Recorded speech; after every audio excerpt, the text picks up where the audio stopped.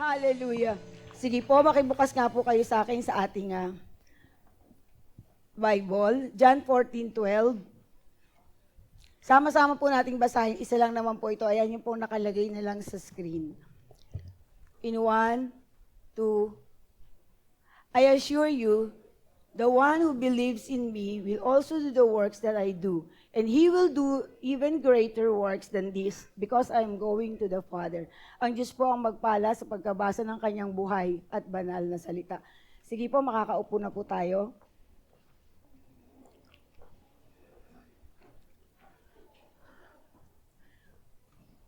Tingnan nyo nga po yung nasa inyong kanan. Kanan. O, yan. Yan. Ano po nakita nyo? Sa kaliwa. Yan. Dating mga familiar faces po ba? Sila pa din? Na-try nyo po bang yung nandito, naupo dito sa kabila? Yung narasyapol kayo? Kasi may kanya-kanya tayong paboritong upuan, tama po ba? Paborito nyo po yan, hindi ko kayo guguluhin dyan. Pero may mga bakante pong upuan dito sa harapan. No? Every Sunday, nakikita natin, nakaupo kayo dyan. So sana po, minsan naman, try nyo maupo sa ibang lugar. Try nyo pong maupo. Kahit po ngayon, pwede nyo itry. So may pakikita lang po akong picture. Picture. Yo. Nawawala po yung picture.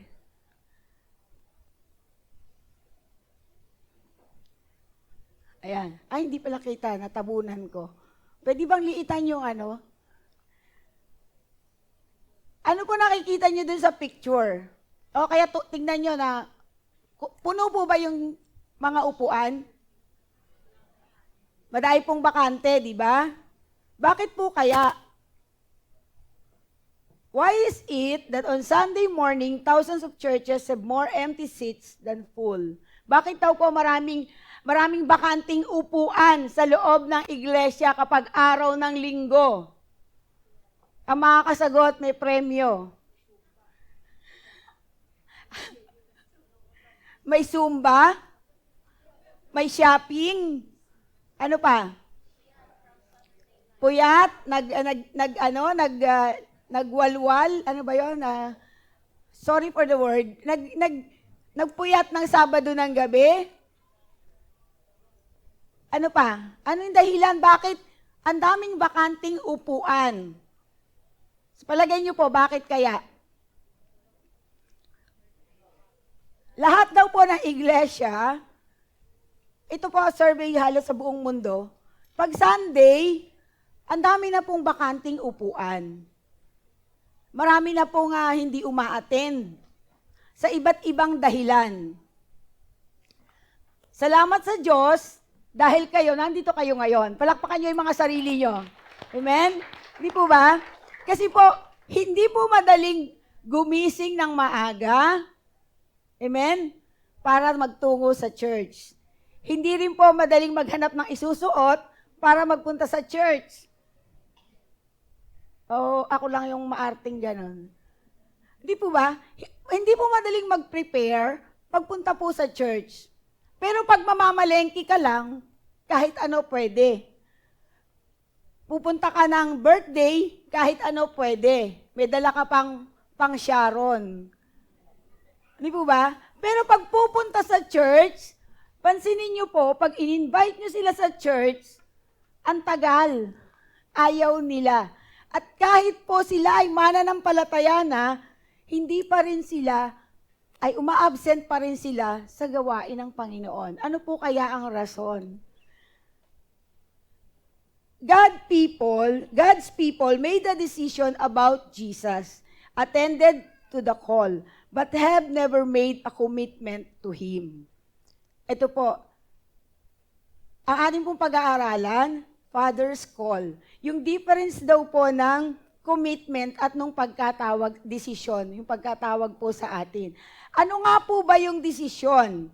Kapag nagdesisyon kang tanggapin si Kristo sa buhay mo, okay lang yun. Tinatanggap ko si Kristo, I decided to follow Jesus, pero meron ka pa ring mga certain point sa buhay mo na hindi mo pa rin ma-surrender.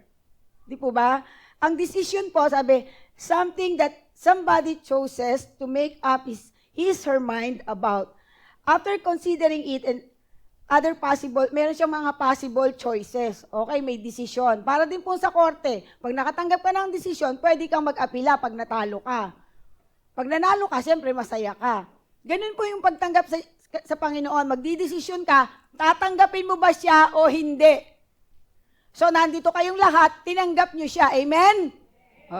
Ang kasunod po, may mga tumanggap, nakinig sa tawag, but have never made a commitment to Him. Ano naman po yung commitment? Hello? Ano yung commitment? Pagkapag po kasi commitment, magkakaroon ka po ng time, obligation, deeper relationship sa Panginoon. Mababawasan na yung pagsi-cellphone mo. Tama ba? O mas nadagdagan?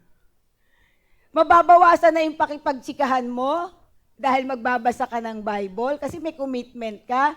Mababawasan na yung gala mo dahil may mission, may prayer meeting, may tarrying, may practice ng M2. Yun po yung commitment. Mabigat. Pero kapag sumunod ka po sa call ng Panginoon, gagawin mo po ito. Di po ba pag nagpakasal ang isang tao, yung babae at lalaki magpapakasal, magdidesisyon silang magpakasal. After several months or years, magdi-divorce na sila o magli-legal separation or magpapaanal. Kasi walang commitment. Pero kung sila po ay may commitment sa isa't isa, hindi sila maghihiwalay through thick and thin. Kahit po anong mangyari, nagsasama pa rin sila kahit napakitang tao na lang. Di po ba? Ganun po yan. Yung pagkakaiba lang po ng desisyon at commitment. Sa umaga po na to, marami pong bagay sa buhay natin na sumagot tayo sa isang tawag. Sige po, tatanggapin ko si Kristo. Pwede po bang hindi ako mag-regular Sunday worship? Pwede po ba yon? Tatanggapin ko si Kristo, magdidesisyon ako, pero hindi po ako magde-devotion. Meron po bang ganon? Parang wala ano. Pag tinanggap mo si Kristo, may mga certain part ng buhay mo na isa-sacrifice mo na. Amen? At kailangan mo po itong gawin. Yung Romans 12:1 and 2 po, ano po sabi doon? Ayan. Ayan po, tingnan niyo po Apostle Paul issues the clear call for commitment when he says, "You therefore, brethren, by the mercies of God, that you present your bodies a living sacrifice, wholly acceptable to God, which is your reasonable service." Ibibigay mo ang buhay mo, ang paglilingkod mo sa Panginoon. Ito yung commitment. And do not conform to this world. Mababago po ito, hindi ka na po sasama doon sa mga ginagawa ng mundo. Meron po bang partial sacrifice? Nadinig niyo na yun? Yung partial sacrifice? Makikipag-bargain ka kay pastor. Pastor, pwede po ba? Ito lang ang gagawin ko sa church. Pwede po ba yon? Kung nadinig niyo na po yung kwento nung baboy at saka nung manok. Ito, lumang kwento to. Nakakita po sila dun sa billboard habang naglalakad yung chicken at saka yung baboy. Ang sabi po nila, "Oy, kailangan daw mag-donate ng pang-almusal." Sabi nung manok, ako, magbibigay ako itlog. Napakabilis po niya mag-decide. Sabi ni baboy, mabilis kang mag-decide kasi partial lang yung ibibigay mo. Hindi ka papatayin. Ako pag nag-donate ako ng bacon, kakatayin ako. Di po ba? Kaya mahirap po mag-decide, mag-commit. Bakit? Kasi ibibigay mo yung buhay mo. Ibibigay mo yung buhay mo. Yun po yung sabi ng baboy. Ikaw mabilis ka kasi wala kang ibibigay na buhay. Mangingitlog ka lang. Di po ba? Siya, ibibigay niya yung buhay niya. We are to surrender ourselves to God, to Him. We must abandon ourselves for Him. Diba? If you commit yourselves unto the Lord, ito po yung mga gagawin nyo. We entrust ourselves to Him. Ibibigay natin lahat-lahat. Walang limitasyon. Hindi pwede, Pastor, bibigay ko po yung oras ko, pero, Pastor, bibigay ko, attend po ako ng prayer meeting, 1 oras lang, pwede ba? Huwag na yung napakahaba. Ang haba namang mag-pray ng mga yan. Prayer meeting nila, ang haba pang magpakanta. Di po ba? May ganun bang comment? Napapansin niyo po ba yon? Nagko-comment ba kayo ng ganun? Pag po ganun ang comment niyo, wala kayong commitment. Kasi inip na inip kayo. At sa haba po ng sermon ko ngayon, malamang mag-comment kayo ng ganun. Introduction pa lang po yun. Kitang-kita ko po kayo lahat. No? Kita ko yung natutulog. Di po ba? Joke lang po yun. Maiksi lang po ito. Kapag nag-commit po tayo sa tawag ng Panginoon, the Father's call, ano po yung number 1 na dapat po nating maging attitude? We must be a learner. Dapat po natututo tayo. We are called to commit ourselves as disciples. Disciples are learners. Sabi mo sa katabi mo, dapat matuto ka. Bakit ayaw niyo pong sabihin? Sasabihin sa'yo, same to you. Diba? Dapat matuto ka. Dapat tumatanggap ka ng mga turo. Kung gusto mong maging disciples, tatanggap ka ng mga turo. The early disciples po ng Jesus Christ, sila po ay nauupo, nakikinig sa pagtuturo ng Panginoon. Kapag po sinabi natin na boring ang makinig ng turo sa loob ng church, kapatid, search your heart. Di po ba? Kahit pare-parehas po yung topic na pinapatapik sa amin, parehas ng verse na gagamitin, meron pong ibang atake. Meron pong ibang words ng Panginoon sa bawat preacher na tumatayo. Dapat maging mag-aaral ka. You must learn something na galing po sa mga anak ng Diyos na magtuturo. Kapag sinabi mo, ayoko dyan, ayokong umaten kasi sino ba nakaschedule na preacher ngayon? Nagbulaga kayo, ako naging second Sunday. No, bulaga. Di po ba? Kasi pa wala ako ng third and fourth Sunday. Naka-leave po ako. Huwag niyo na po itanong, nakakahiya. Joke lang. Di po ba? Ibig pong sabihin, kahit po sino yung tatayo dito, meron kayong matututunan. At dapat may matutunan po kayo. Dahil paglabas nyo dyan, sinabi nyo, wala kayong natutunan sa preaching, kawawa kayo. Hindi po yung nag-preach ang kawawa dahil pagod na pagod yung kanyang boses, kundi kayo. Dahil kayo ay disciples, you must be a learner. Dapat matuto po kayo, marunong po kayong makinig. Huwag niyo pong sabihin boring. Ang gusto kong, alam ko may kanya-kanya tayong idol na pastor. Nung araw, ang idol ko talaga si Pastor Sunny, sila Pastor Jojo, Dionisio, yan, gusto ko sila nagsasalita.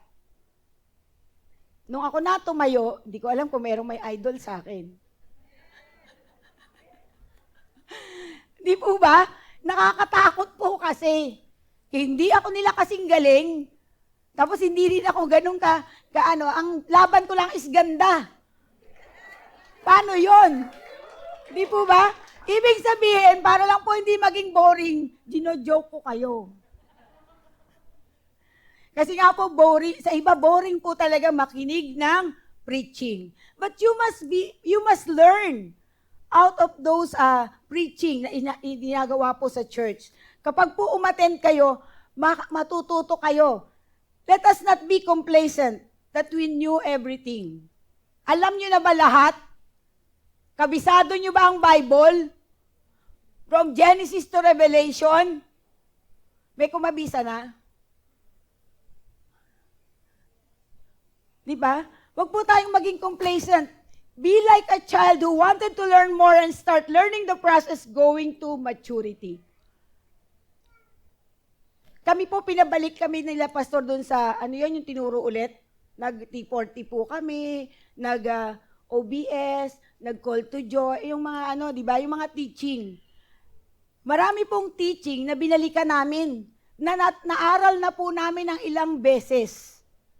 Pero hindi po kami nagrereklamo. Kasi tuwing pong mag-aaral kami, may bagong revelation ang Panginoon. Hindi po boring, may preaching clinic pa kami, magsasubmit kami ng outline. Di po ba? Yung isang verse, i-dissect mo, i-digest mo, kung ano-ano, dissect, hayop, dadigest mo. Di po ba? Hindi po siya madali. Pero matututo ka. At kailangan kang matuto. Kapag sumunod ka o sumunod ka sa tawag ng Panginoon, kailangan mong matuto. Maging parang bata ka, na susundin mo yung sasabihin ng mga nagtuturo sa'yo. Kahit po mas bata sila sa amin, sinusunod po namin sila. Bakit? Kailangan po nating matuto. Dapat tayong maging learners. Di po ba? Hindi po kontrabida. Sabi, Pastor, narinig ko na yan eh. Pastor, alam ko na yung katuruan na yan. Bakit ulit-ulit? Kapag po ganun ang attitude mo, wala kang commitment. Kasi pinaayaw mo umulit eh. Ayaw mo umulit. Eh, yung mga training po na ginagawa sa amin, paulit-ulit din naman talaga. Pero dun sa paulit-ulit na yon, marami pa rin kaming natututunan. Taas ang kamay ng mga kasabayan ko na namang nag-uulit, nag-preaching clinic, di ba? Ayan, tinan niyo po sa likod, marami nag-preaching clinic, marami po kami nag-aaral. Bakit po kami nag-aaral ulit? Para matuto. I challenge each and every one. Pwede po kayong matuto. Huwag lang po kayong magreklamo. Kailangan po matuto kayo. Pag nagreklamo ka kasi, gagamitin niya ng kaaway para hindi ka matuto. Di ba? Sabi, ang hirap-hirap naman ito. Ano ba ito? Paulit-ulit naman si Pastor. Ang kulit. Nagsi-senior moment na ba si Pastor? Paulit-ulit? Di po ba? Hindi po yun paulit-ulit. Although yung verse, syempre galing sa Bible. Paulit-ulit talaga yung verse. Pero iba't iba po ang revelation ng Lord sa bawat verse na ibinibigay. Hindi po ito pare-pareho.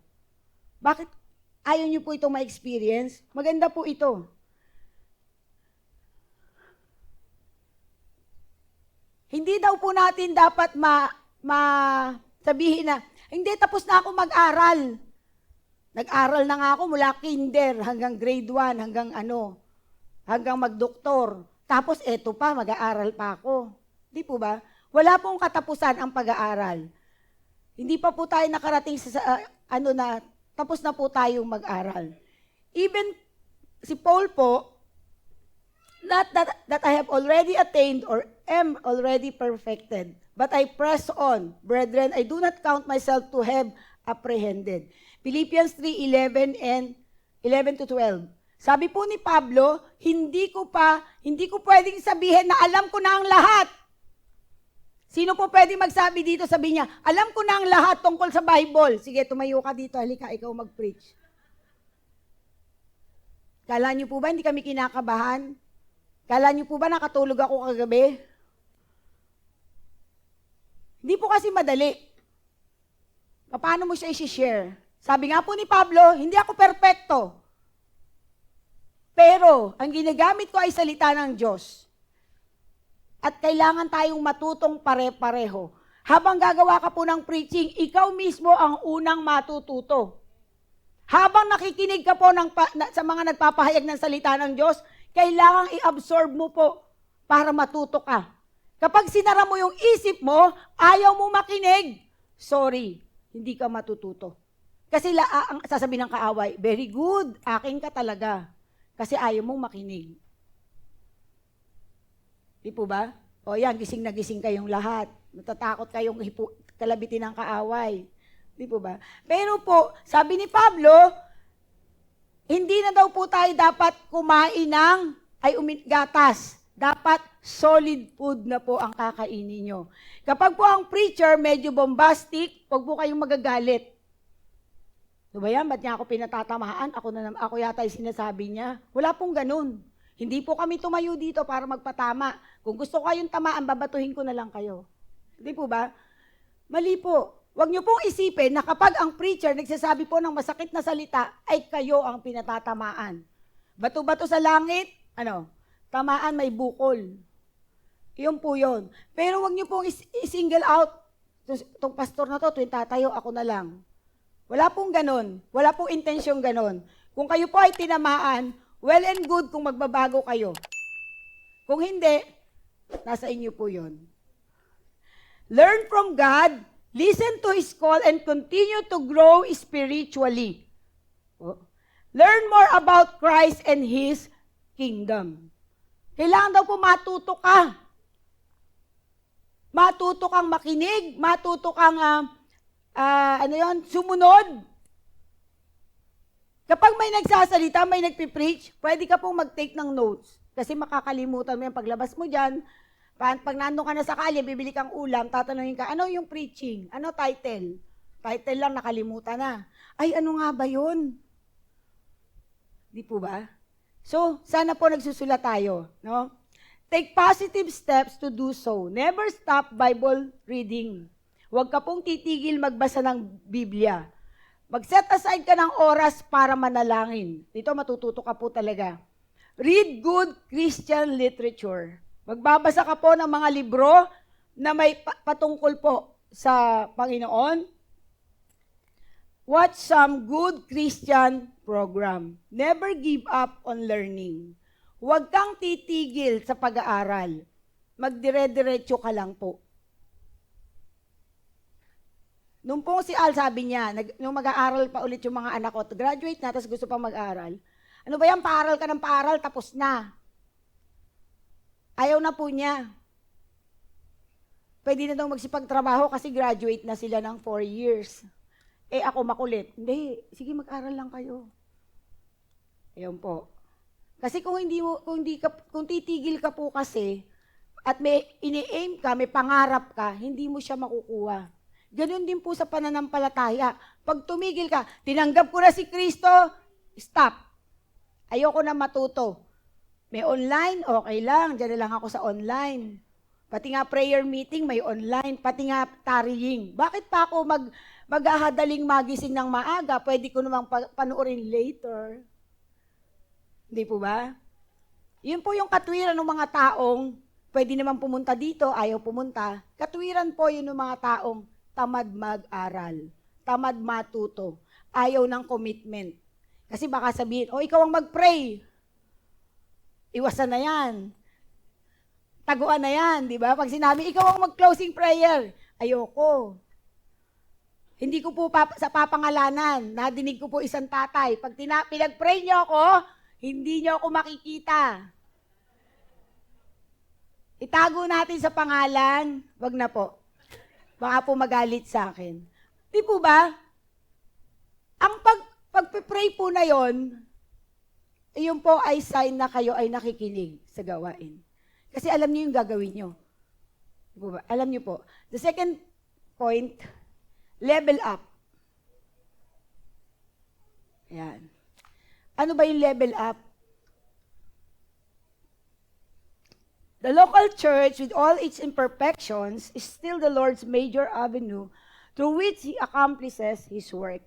Yun daw pong local church natin, ito daw po yung lugar na kung saan pwede po tayong matuto, pwede po tayong mag-level up. Ano po yung i-level up natin? Ano po sa palagay nyo? Ano po ba yung kailangan nyong i-improve?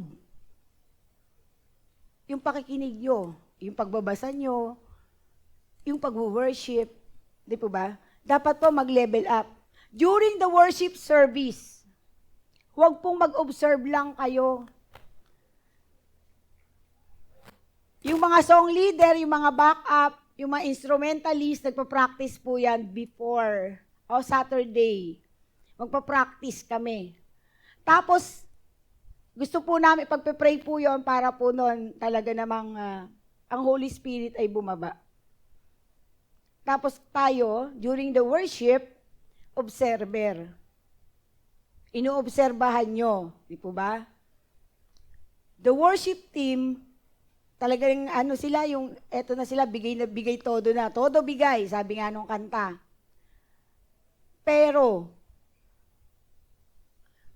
tayo, ano po nakikita natin?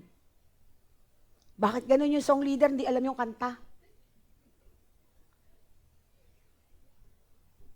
Aminin ko po, nakuhula kami minsan. Pero inaaral po namin ang kanta. Pero siyempre may time na mabablock. Lalo na po pag matagal ang tech team maglipat. Yung mata nila, gusto na lumuha ng mata, pabato sa tech team. Hindi kabisado ang kanta. Di po ba? Pag napapansin nyo po yun, nakaka-istorbo sa inyong pag-worship. Kaya po talaga nagpa-practice kami, pati tech team kasama sa practice, pero minsan nakakatulog lang po yata sila, hindi po nalilipat. Sorry, peace. Di po ba?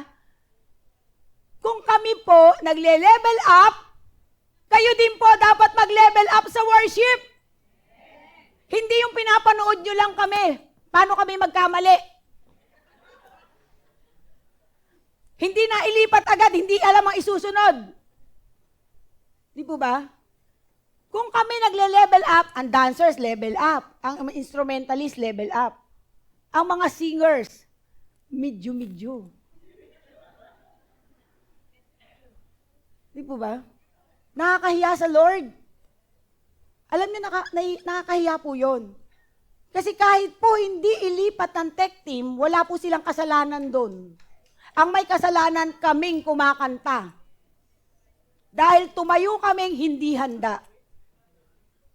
Oo, binawi ko. Di po ba? Ibig po sabihin nun, dapat handa ka. Level up nga eh. To the max. Kaso, nag-level up ka ba? Nagwo-worship, nagse-cellphone. Bato-bato sa langit, mabasag ang cellphone. Nagwo-worship, nakikipag-usap sa katabi. May ganun dito? Wala. Wala na? Aminin. Diba? Level up your worship. Kahit po may edad na tayo. Tinayo ko kasi matanda na. Pag nag-worship tayo, talagang bigay todo bigay. Hindi yung, masakit ang likod ko eh. Di po ba? Huwag po nating hayaan na ma-distract tayo ng maling tono namin. Pero nakaka-distract talaga. Di po ba? Sorry mga singers, peace. Pero totoo po ito, nangyayari po ito sa amin. Inaral namin, pinag-pray namin ang kanta. Pagdating dito, blanco. Kung walang ilagay ang tech team, hindi alam kung anong sasabihin. Alam niyo po ang style ko nung araw? Yung backup ko nandyan sa harapan. Hindi po papupuntahin sa likod kasi wala pang ganito nun, di pa kami high-tech. Tinitingnan ko yung buka ng bibig. Opo, totoo po ito. Habang nagpapakanta ko, Malu, diyan ka sa harapan ko. Jubel, diyan ka sa harapan ko. Sila din ganun. Tinitingnan namin yung buka ng bibig. Pero hindi kami nalilate. Style po yon. Diba? Pero hindi po laging ganun. Level up nga eh. Mga ushers, level up din sila. Laging bago uniform nila. Palakpakan natin yung mga ushers. Laging bago uniform. Level up. Saka nakakatuwa po sila. Kahit po men's, youth, mothers. Natutuwa po ako pag nag-a-usher sila. Ang ganda po. Nambabati sila. Kasi kung ako dyan, talagang hindi ako nambabati eh. Di po ba? So level up. Pag-attend sa church, excited ka dapat. Hindi yung, antok pa ako eh. Ayoko maligo, malamig. Ayan. Level up your church attendance and worship during Sunday service. Ilan po ang attendee natin ngayon? Nag-level up po ba na bungi-bungi ang silya? Nasaan yung iba? So, hindi po nag-level up. Dapat po nagle-level up tayo. Lahat po tayo nagkakamali. Lahat po tayo nagkakamali. Pero, pwede po tayong mag-level up. We must learn, we must level up. Pag yung natutunan mo, i-apply mo at dagdagan mo pa. Amen? Kasi, paano ka magle-level up kung wala ka natutunan? Di po ba? Kasi hindi naman kayo nakinig. Kaya wala kayong natutunan. Ang hinahanap nyo, nasa na ba yung mahilig sa picture dito na pagkadating ko, pinipicturean ako? Second service pala siya. Di po ba? Pumunta po ba kayo sa church para magpo-post lang doon sa harapan? Papangit natin yung harap para walang background. Level up po. Pag nag-worship po ang lahat, huwag po kayong maglikot. Ang sabihin yung, huwag na kayong maglinga-linga. Huwag na po kayong makipag-usap sa katabi nyo. Magpuri kayo sa Diyos. Paano kung mag-rapture na iwan ka? Kasi nakikipag-chismisan ka, tapos, ay, wala na yung katabi ko. Diba? Di po natin alam kung kailan yun eh. Kung kailan tayo kukunin ng Panginoon. Tapos nakikipag-chismisan ka, nag-worship. Si Ate Mer, pagod na katatalon dito. Di po ba? Tapos kayo, wala lang. Patay na patay ang worship, papalakpak lang, tamad na tamad, hindi kayo makakilos, hindi pa kayo nag-almusal. Kami po hindi pa nag-aalmusal. Oh. Pero kayo hindi kayo makakilos. Mas maganda po mag-level up tayo. In Hebrews 10:25, the member who forsakes the assembling together, huwag daw po tayong kaligtaan yung pagtitipon ng mga mananampalataya. Umattend po tayo. Hindi po ito recreation. Hindi po ito trabaho na tayo ay obligado talaga. At sa trabaho, kaya ka papasok, may sweldo. Pag Sunday, kaya ka tinatamad pumunta, walang sweldo. Di po ba? Pero mas mahalaga po ito kaysa sa trabaho. Kasi dito, mapupuspos ka. Matututo ka, magle-level up ka.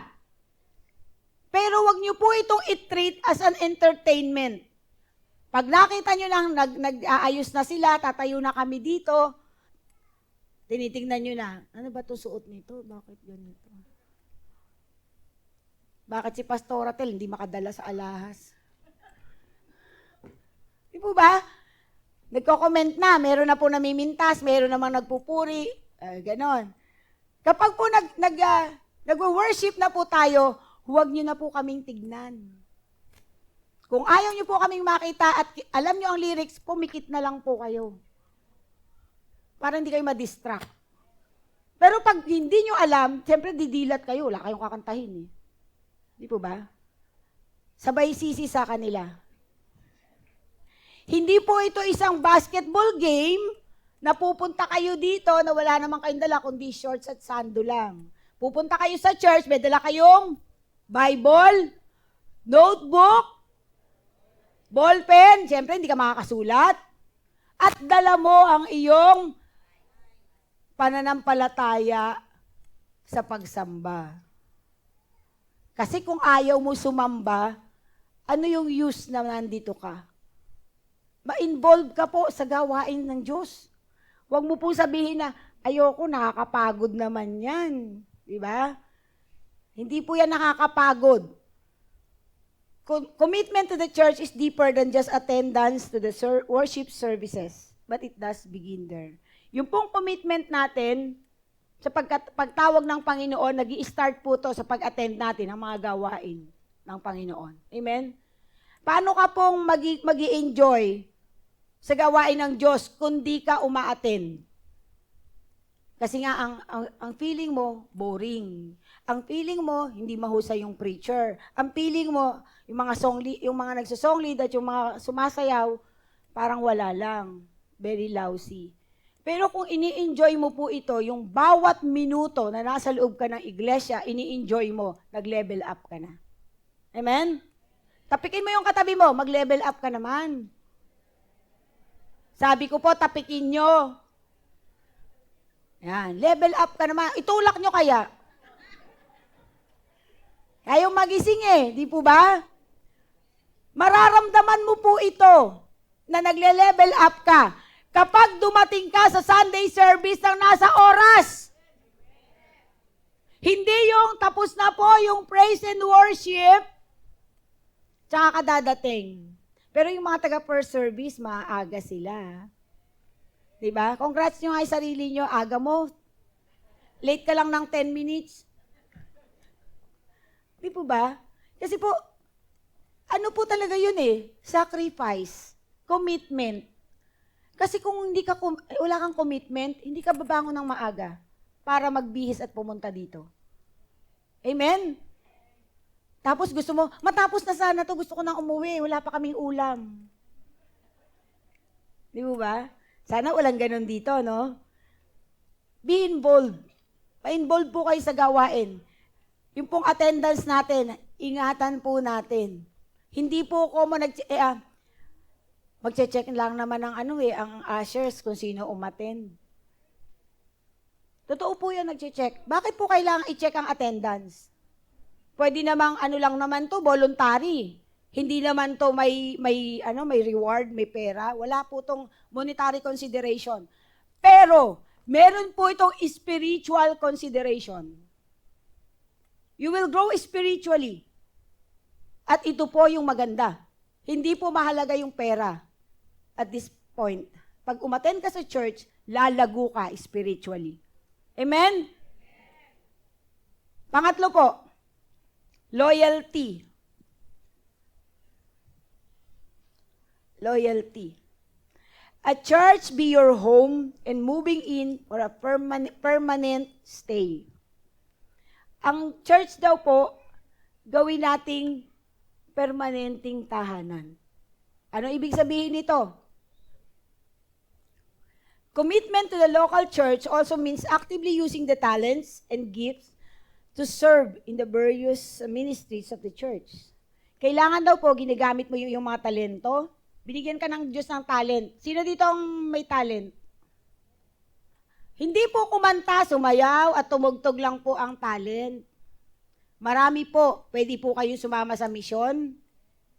Pwede po kayong manalangin. Pwede po kayong yung pag Saturday morning, mag-dawn watch, kung taga dito lang kayo. Ano pa? Iyon po ay ministry din. Hindi po kailangang magaling kang kumanta dahil kami, inaamin namin, hindi po kami magagaling kumanta. Nagpagamit po kami sa Panginoon.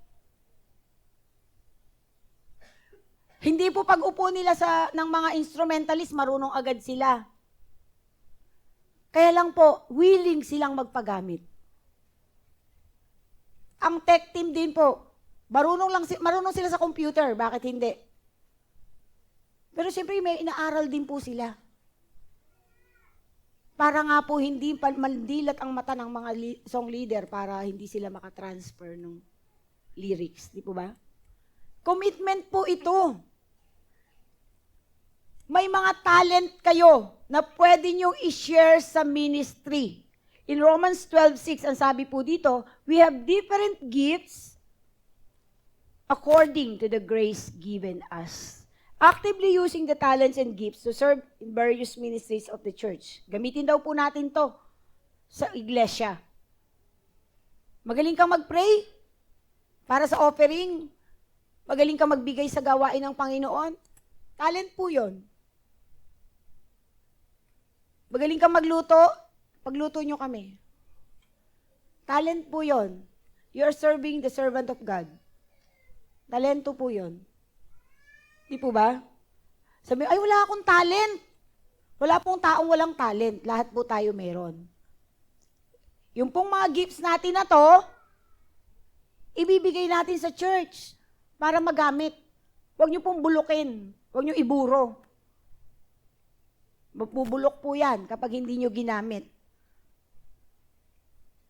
Commitment to a local church also demands loyalty. Ano po ang loyalty? Bakit po siya pumasok? Nakasama dito. Ano po yung number 1? Pangalawa? Pangatlo? Loyalty. Bakit po kailangan tayong maging loyal sa iglesyang nagpapakain sa atin ng salita ng Diyos? Kontento po ba kayo sa mga nakakain yung salita ng Diyos sa iglesia na to? May plano kayong lumipat? Di po ba? Kapag kontento ka sa iglesia, nafe-feed ka, natututo ka, nagle-level up ka, magiging loyal ka sa iglesia na yon. Hindi ka na maghahanap ng iba. Wala nang hahanapin pa, kompleto. Para kang kumain ng masarap na ulam, kompleto recados. Pero kapag ang isang church, aakyat ka pa lang dyan sa hagdan, ang inabutan mong ushers, nakasimangot, do ba tong church na to? Ayoko na, baba na ulit ako. Di po ba? So, kailangan po may variation. Dapat talaga, meron yung magaling doon. Sabi ko nga, pag ako nilagay nyo doon, wala nang aakyat. Di ba? Ibig po sabihin, kanya-kanya po kasi tayo ng talent. Kanya-kanya tayo ng gift kung saan tayo gagamitin. Yan, sabi ko nga, Ate Brens, kayo kumanta dito. Gusto nyo? Ganun po. Ibig po sabihin, maging loyal po tayo kung saan po tayo nag-grow. Kung saan po tayo spiritually kumakain, doon ka magiging loyal. Nandun ang loyalty mo dapat. Hindi po dapat na ang loyalty mo ay mapunta sa iba. Nakarinig na kayo ng gantong salita, Pastor, hindi kita iiwan. Magpakailanman. Ito po si Mel Chanco. Di ba ba? Huwag ka na mag-promise kung di mo kayang gawin. Huwag ka na magsalita para wala kang masaktan. Di ba ba? Dito po ako, walang ayawan. Hanggang dumating ang Panginoon. Tapos nasermonan lang. Ayoko na sa pastor na yan. Naninermon. Ayoko na sa pastor na yan, hindi nakikita yung ginagawa ko. Ayaw mo ring magpaturo. Gusto mo magaling ka pa sa pastor.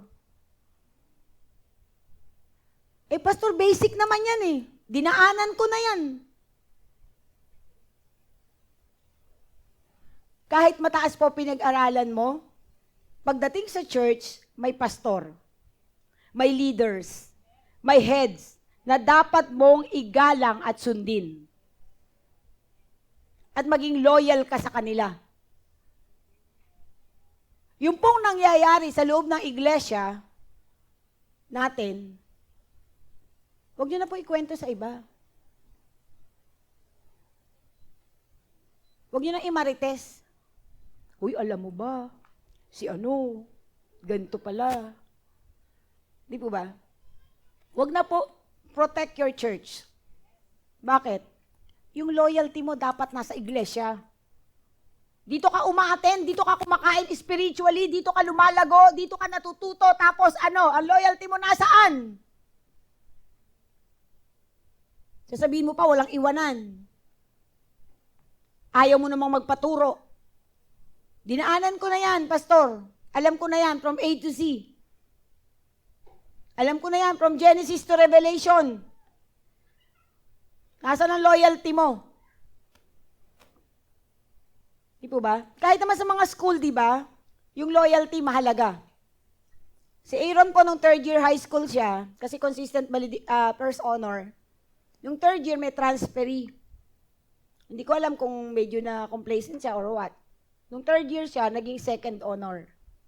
Siyempre, ang mother, hindi papayag. Hindi. Sabi ko, bakit naging second lang siya? Tinanong ko po si pastor. Pastor po kasi, nila. Ano lang po, point something lang, sabi niya. Sige, okay lang. Pero pagdating naman po nung 4th year, siya naman po yung valedictorian. Kasi nga may lawyer, doon siya nag-start, mula 1st year hanggang 4th year. Sa school nga, ganun eh. What more sa church? Pag may loyalty ka sa church, God will reward us. Bibigyan kayo ng reward ng Panginoon. Hindi nga lang siguro ngayon. Pero sino po magsasabi na hindi kayo blessed? Yung po reward. Spiritually blessed. Materially blessed. Yung church po na to ay blessed. Matabang lupa. Bakit maghahanap ka pa ng iba? Di po ba? Kami po hindi dito nag-start sa ibang church. Pero Jesus reigns din. Pero nung mapunta po kami dito, yung loyalty ko, loyalty ng family ko, napunta dito.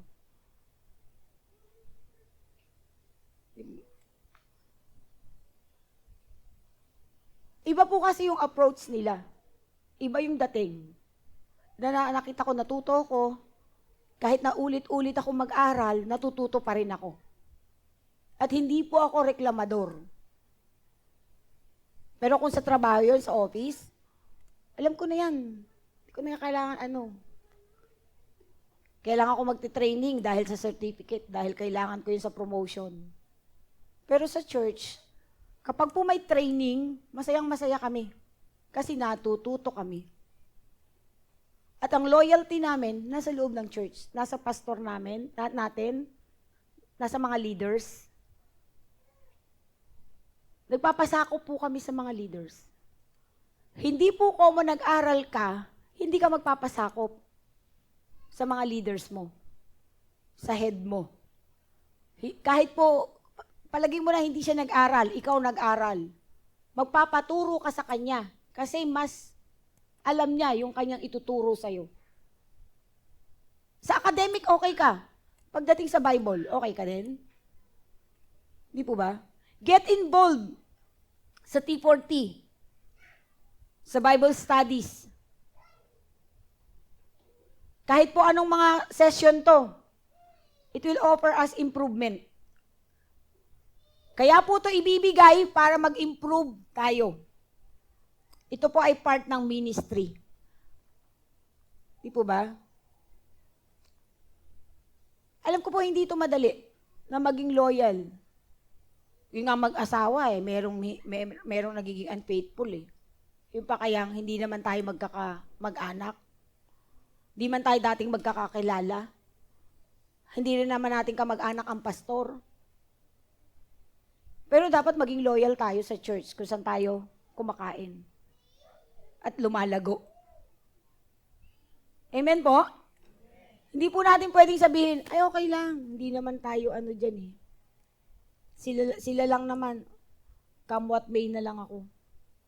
Kapag hindi ka po naging, yung commitment mo wala doon sa church na yon, attend hindi ang gagawin mo. Hanggang sa dumating yung time na hindi ka na-attend. At wala ka ng loyalty doon sa mga namumuno. Kasi hindi ka natuto. Kasi ayaw mong dumaan ng training. Ayaw mong dumaan ng pag-aaral. Kasi complacent ka. Tinanggap ko na si Kristo, ano pa ba kailangan? Di ba sabi nyo, tanggapin ko si Kristo at ako'y maliligtas? Bakit meron pang kailangan na akong matuto? Bakit kailangan ko pang mag-level up? Bakit kailangan ko maging loyal? Di ba pwedeng royal na lang? Di po ba? Kailangan pong pagdaanan mo yun. Kasi dinaanan yun lahat. Kahit po sila pastor nag-aaral pa. Wala pong tumitigil. At loyal po sa iglesia. Tapos tayo sabihin natin, hindi, magaling na ako eh. Magaling pa nga ako sa pastor namin. Di po ba? Wala pong ganun, no? Lahat po tayo mag-aaral. Lahat tayo matututo. Lahat tayo magle-level up. At lahat tayo loyal sa church. Amen? Palakpakan nga po natin ang Panginoon. Conclusion. Sabi ko po sa inyo, mahaba di ba? Are you willing to abide in God's call? Willing ka ba na kapag tinawag ka ng Panginoon ay susunod ka? Pakikinggan mo yung tawag o sabi mo, ay hindi ito tinig ng Panginoon. Nananaginip lang ako. Sabi, anak, maglingkod ka na. Anak, mag-involve ka sa ministry. Sabi niya, ay hindi, parang naman boses lang yun ni Sister Tel o ni Pastora Tel o boses lang yun ni Edith Diba? Kapag po may ganong boses na nagsasabi sa'yo, tinatawag ka, sumunod ka. Willing to learn, level up, and commit your loyalty to the church. Kailangan po willing ka na tanggapin yung mga katuruan, umasenso, umunlad ka, at maging loyal ka sa church. The greatest ability is availability. Willing ka nga, hindi ka naman available. O may prayer meeting sa Webes, ay hindi po ako available. O may tarrying sa ikaw ang mag-preach, ay hindi po ako pwede. O ikaw magpakanta, hindi rin po ako pwede. Asan yung availability? Willing ka nga. Magaling ka nga. Hindi ka naman available. Asan yung galing? Wala din. Kailangan po pag may ability ka, available ka din. Kasi marunong nga ako, galing ko nga magsalita Hindi naman ako available. Ang galing ko nga kumante, hindi naman ako available. Ano use? Wala. So, the greatest ability is availability. Amen? Available kayo. Pag sinabing mag-pray ka, wala nang sumagot. Pag sinabing mag-pray ka, pray. Huwag niyong pagtaguan si Ate Brenda. Si Ate Brenda ba nag-a-assign? Si Ate Ami pala, sorry. Di ba? Pag sinabi pong, ikaw sa offering, ano po sasabihin ko? Be available para po sa gawain ng Panginoon. Tayo po ang magbe-benefit, hindi po yung katabi nyo. Kapag kayo po ay nagpakalalim sa gawain ng Diyos, ang magbe-benefit po ay kayo. Kayo mismo. Hindi po yung mga leaders nyo, hindi po yung pastor, kayo. Kasi sila nagbe-benefit na Nagbe-benefit na kami galing sa Lord Blessed na. I-download namin para matuto kayo, ma-bless kayo, mag-level up kayo. Amen? Palakpakan po natin ang Panginoon. Sige po. Hallelujah.